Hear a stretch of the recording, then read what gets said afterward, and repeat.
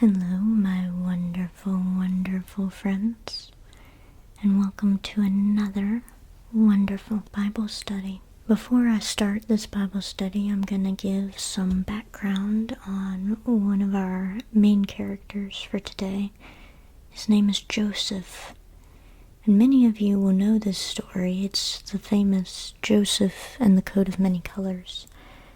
But just to remind you, Joseph is one out of two children born to Rachel, which Rachel was Jacob's favorite wife. So right off the bat, Jacob is going to treat Joseph and Benjamin differently than his other children because of his wife Rachel. And as we know from, if you've been keeping up with the People of the Bible series, Rachel has passed by giving birth to Benjamin. She died in childbirth. Another character of our story that I'm going to read today is Judah. And Judah was one of Leah's children. Leah was the sister of Rachel, the older sister.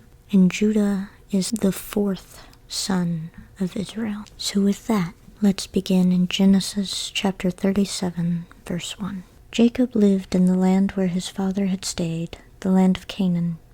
This is the account of Jacob's family line. Joseph, a younger man of 17, was tending the flocks with his brothers, the sons of Bilhah and the sons of Zilpah, his father's wives, and he brought their father a bad report about them. Now Israel loved Joseph more than any of his other sons, because he had been born to him in his old age, and he made an ornate robe for him. When his brothers saw that their father loved him more than any of them, they hated him, and could not speak a kind word to him. Joseph had a dream, and when he told it to his brothers, they hated him all the more. He said to them, "Listen to this dream I had. We were binding sheaves of grain out in the field, when suddenly my sheaf rose and stood upright, while your sheaves gathered around mine and bowed down to it." His brothers said to him, "Do you intend to reign over us? Will you actually rule us?" And they hated him all the more because of his dream and what he had said. Then he had another dream, and he told it to his brothers. "Listen," he said, "I had another dream, and this time the sun and moon and 11 stars were bowing down to me." When he told his father as well as his brothers, his father rebuked him and said, "What is this dream you had? Will your mother and I and your brothers actually come and bow down to the ground before you?" His brothers were jealous of him, but his father kept the matter in mind. Now his brothers had gone to graze their father's flocks near Shechem, and Israel said to Joseph, "As you know, your brothers are grazing the flocks near Shechem. Come, I am going to send you to them."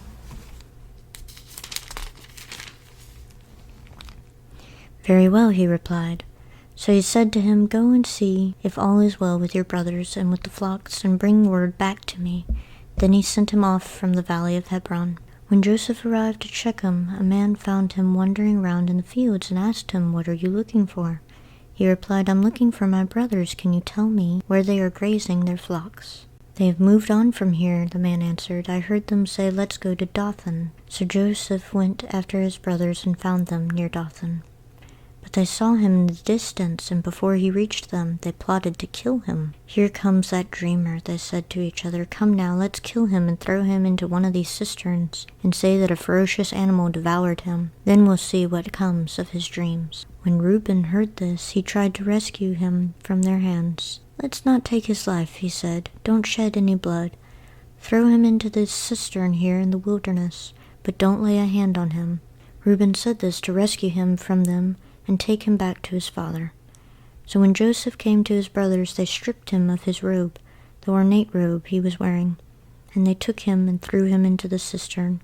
The cistern was empty, there was no water in it. As they sat down to eat their meal, they looked up and saw a caravan of Ishmaelites coming from Gilead. Their camels were loaded with spices, balm, and myrrh, and they were on their way to take them down to Egypt. Judah said to his brothers, "What will we gain if we kill our brother and cover up his blood? Come, let's sell him to the Ishmaelites and not lay our hands on him. After all, he is our brother, our own flesh and blood."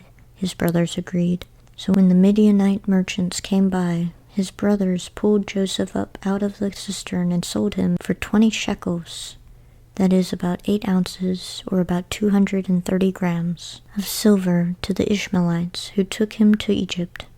When Reuben returned to the cistern and saw that Joseph was not there, he tore his clothes. He went back to his brothers and said, "The boy isn't there. Where can I turn now?" Then they got Joseph's robe, slaughtered a goat, and dipped the robe in the blood. They took the ornate robe back to their father and said, "We found this. Examine it to see whether it is your son's robe." He recognized it and said, "It is my son's robe. Some ferocious animal has devoured him. Joseph has surely been torn to pieces." Then Jacob tore his clothes, put on sackcloth, and mourned for his son many days. All his sons and daughters came to comfort him, but he refused to be comforted. "No," he said, "I will continue to mourn until I join my son in the grave." So his father wept for him. Meanwhile, the Midianites sold Joseph in Egypt to Potiphar, one of Pharaoh's officials, the captain of the guard. At that time Judah left his brothers and went down to stay with a man of Adullam named Hira. There Judah met the daughter of a Canaanite man named Shua. He married her and made love to her. She became pregnant and gave birth to a son, who was named She conceived again and gave birth to a son and named him Onan. She gave birth to still another son and named him Shelah. It was at Kezib that she gave birth to him. Judah got a wife for his firstborn, and her name was Tamar. But Judah's firstborn, was wicked in the Lord's sight, so the Lord put him to death. Then Judah said to Onan, "Sleep with your brother's wife and fulfill your duty to her as a brother-in-law to raise up offspring for your brother." But Onan knew that the child would not be his, so whenever he slept with his brother's wife, he spilled his semen on the ground to keep from providing offspring for his brother. What he did was wicked in the Lord's sight, so the Lord put him to death also. Judah then said to his daughter-in-law Tamar, "Live as a widow in your father's household until my son Shelah grows up," for he thought he may die too, just like his brothers. So Tamar went to live in her father's household. After a long time, Judah's wife, the daughter of Shua, died. When Judah had recovered from his grief, he went up to Timnah, to the men who were shearing his sheep, and his friend Hira the Adullamite went with him. When Tamar was told, "Your father-in-law is on his way to Timnah to shear his sheep," she took off her widow's clothes, covered herself with a veil to disguise herself, and then sat down at the entrance to Enem, which is on the road to Timnah, for she saw that though Shelah had now grown up, she had not been given to him as his wife. When Judah saw her, he thought she was a prostitute, for she had covered her face. Not realizing that she was his daughter-in-law, he went over to her by the roadside and said, "Come now, let me sleep with you." "And what will you give me to sleep with you?" she asked. "I'll send you a young goat from my flock," he said. "Will you give me something as a pledge until you send it?" she asked. He said, "What pledge should I give you?" "Your seal and its cord and the staff in your hand," she answered. So he gave them to her and slept with her, and she became pregnant by him. After she left, she took off her veil and put on her widow's clothes again. Meanwhile, Judah sent the young goat by his friend the Adullamite in order to get his pledge back from the woman, but he did not find her. He asked the men who lived there, "Where is the shrine prostitute who was beside the road at Enem?" "There hasn't been any shrine prostitute here," they said. So he went back to Judah and said, "I didn't find her. Besides, the men who lived there said there hadn't been any shrine prostitute here." Then Judah said, "Let her keep what she has, or we will become a laughingstock. After all, I did send her this young goat, but you didn't find her." About 3 months later, Judah was told, "Your daughter-in-law Tamar is guilty of prostitution, and as a result she is now pregnant." Judah said, "Bring her out and have her burned to death." As she was being brought out, she sent a message to her father-in-law. "I am pregnant by the man who owns these," she said, and she added, "See if you recognize whose seal and cord and staff these are." Judah recognized them and said, "She is more righteous than I, since I wouldn't give her to my son Shelah," and he did not sleep with her again. When the time came for her to give birth, there were twin boys in her womb. As she was giving birth, one of them put out his hand, so the midwife took a scarlet thread and tied it on his wrist and said, "This one came out first." But when he drew back his hand, his brother came out, and she said, "So this is how you have broken out." And he was named Perez. Then his brother, who had the scarlet thread on his wrist, came out, and he was named Zerah. And we're going to stop there at Genesis chapter 38, verse 30. So I wanted to give some definitions of names while we're in this part. So Perez means breaking out, and Zerah can mean scarlet or brightness. So I think I'm going to work actually backwards today. I'm going to cover Judah and Tamar first, and then go to Joseph and the coat of many colors. So as I said in the background, Judah is the fourth son of Israel. We see that Judah marries a Canaanite woman. This isn't the first time that one of the Israelites has gone off and married someone who wasn't part of Israel. We saw that Esau actually married a Hittite, and so Judah marrying a Canaanite shouldn't come as a huge surprise. And as we see, Judah continues on the tradition of finding a wife for his son. His firstborn, gets a wife named Tamar. Now Tamar becomes a huge character in this story. God sees that the first two sons were wicked, so he makes sure that their line does not proceed. They die. And we see that Judah is quickly running out of sons for Tamar. So he uses an excuse of his third son being too young. But then when he comes of age, when the third son comes of age, he doesn't give him to Tamar in fear that he's going to die as well. So Tamar takes matters into her own hands. But after all of this, after she prostitutes herself, Judah in verse 26 says, "She is more righteous than I." I think that's interesting. He rewarded her taking matters into her own hands and recognized that what he did was wrong. Especially because Judah was one of the main brothers who wanted to kill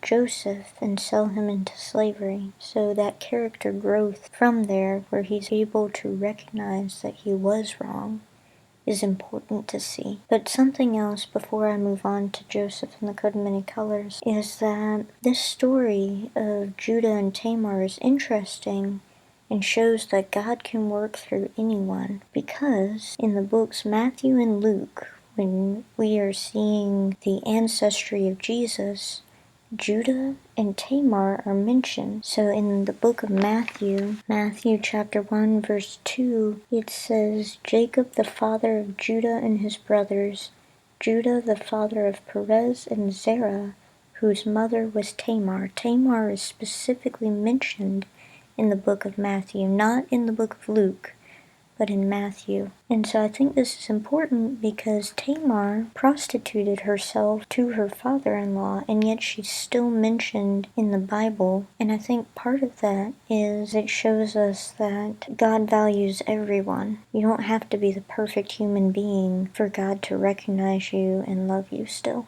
But now I'm going to switch my focus to Joseph and the coat of many colors. And as I said before, many of you know this story, so I'm going to try and take a semi-different angle on it. I want to put you in the shoes of his brothers. Imagine if your younger sibling, or even if you don't have siblings, imagine a friend telling you that one day you're going to bow down to me. Immediately, I get a little ruffled. The thought of submitting myself to someone who, in the brother's case that I didn't like very much, would have been very upsetting. And we see Joseph, he may be good, but he doesn't pick the right times to tell people things. We see that Joseph is kind of a tattletale, because in the first few verses of chapter 37, we see that he tells on his brothers for doing a bad job with the flocks. So we already see Joseph kind of has a negative air to him. And that's made worse by his father, who gives him this coat of many colors. And to give you some perspective, colors back then were symbols. So if you were a king, you usually wore a purple robe, which was why purple is associated with royalty, because purple dyes were very expensive and hard to make. So if you can imagine getting a coat of many colors, that would have been a very expensive piece of clothing. And he only got one for Joseph, obviously showing his favoritism for him. So his brothers probably were more put off with him, not only because of Joseph's attributes of being like a tattletale, but also because his father liked him more than the others. And then he chooses, after all of this, to tell them that they will bow down to him, which we will see later on. This is foreshadowing. They do end up bowing down to him. I just don't think it might have been the right time to tell them. In chapter 37, verse 11, it says, his brothers were jealous of him, but his father kept the matter in mind. So his father ends up, like his brothers, not liking the idea of him bowing down to his son. But he doesn't outright go against it, because he keeps it in mind. And if I had to guess, it might have been because Jacob himself had had many dreams. We saw earlier that Jacob had a dream of a staircase with angels going up and down into heaven. So it could have been that he was saying maybe this dream is true. Maybe this dream was God-given. But then we see, as I've mentioned before, when you have large flocks, they're going to eat all your grass. You have to keep them moving so that they don't die of starvation. So we see his brothers, Joseph's older brothers, doing this, where they're in charge of the flocks and they're taking the flocks to and from places. And we see that Jacob sends his son Joseph to go find his brothers and bring them food and make sure they're okay. And when you're moving flocks, it's not like it's just a couple of miles. They were walking probably for several months, making sure these flocks were safe from wild animals, because they're going through some treacherous territory. Not only are they having to fight off wild animals, but if they come across some neighbors who are particularly angry, they might have to fight with them as well. It's a very dangerous profession. So the idea of Joseph being attacked by these wild animals wasn't that far-fetched, just because of the dangers that are associated with this profession. I have to give props to Reuben, because he was looking out for his younger brother. Reuben is the firstborn, and even though I am sure he was just as upset with Joseph, he had the maturity and the clarity of mind to not let his hate overtake him to the point of killing his brother. And we've talked about this before. Anger, if it keeps in your system, it poisons you. It alters your thinking processes to the point that these boys who had grown up with Joseph wanted to kill him. And even though Joseph did all these things, some things he couldn't help, like his father's favoritism for him. That wasn't Joseph's choice, that was Jacob's choice. That was Israel's choice. So certain things he couldn't help. And I can just imagine that feeling of hopelessness that he might have felt in that cistern while his brothers are eating over him. It would have been horrible. Horrible feeling. And then they sell him into slavery for not even that much money. It was 20 shekels, only 8 ounces of silver. That would have just been a horrible feeling, to be betrayed by your own family. But we see that Joseph is then taken to Egypt, to Potiphar, the captain of the guard. And we'll see that it becomes very beneficial later on. Another thing I wanted to touch on was the mourning practices. So we see in chapter 37, verse 34, Jacob tore his clothes, put on sackcloth, and mourned for his son many days. When someone passed, they were very open about it, in the sense of they ripped their clothes, they put ash on themselves. It was very much a deep symbol of grief. And here we see that Jacob refuses to be comforted. I will continue to mourn until I join my son in the grave. And in a way, I can see where he would feel like it was his fault that Joseph died, because he was the one that sent Joseph to find his brothers. So I can see not only did he lose his favorite son, but he was responsible for that. The amount of grief and guilt he probably felt was catastrophic and immense. But it will be interesting to see later on how Joseph and his brothers and his father reconnect. I'm going to stop there. I hope you have a wonderful night, a wonderful day, and a wonderful morning. Bye.